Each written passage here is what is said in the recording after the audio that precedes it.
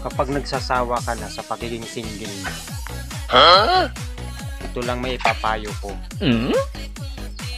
Pakabit ka ng sidecar.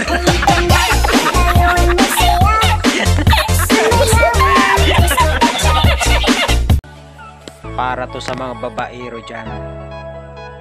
Boys, tandaan nyo, isa lang ang binigay na babae kay Adan. At yun ay si Eva. Hindi pa iba-iba.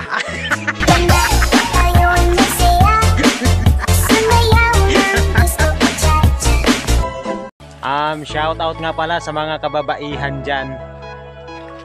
Nagtataka na ba kayo kung bakit ang braso nyo ay lumalaki? Yan kasi ang resulta kapag ang binubuhat ay maling lalaki.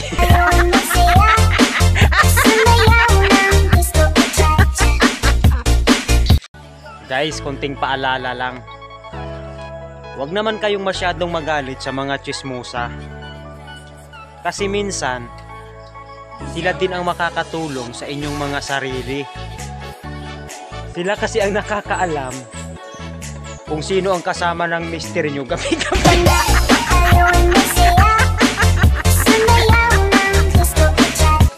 Yung naghiwalay kayo dahil wala na raw spark, dapat pinag-isipan nyo muna. Tandaan nyo, kayo ay nagmamahalan. Hindi naman kayo nagwiwildingan. Bago mo bigyan ng regalo ang jowa mo, wow! Alamin mo muna kung mayroon pa siyang iba. Huh? Malay mo, dalawa kayo. Eh di mag-ambagan na lang kayo. Alam nyo guys, nagtataka lang ako sa ibang mga lalaki. Kasi sabi nila, ang hirap daw intindihin ng ugali ng mga babae. Madali lang naman. Para ka lang naman nag-charge ng cellphone nang walang kuryente. Alam nyo ba guys kung bakit ang negosyo ng mga bakla karamihan ay salon? Para kapag niloko sila ng mga lalaki, bandang huli, sila pa rin ang panalo.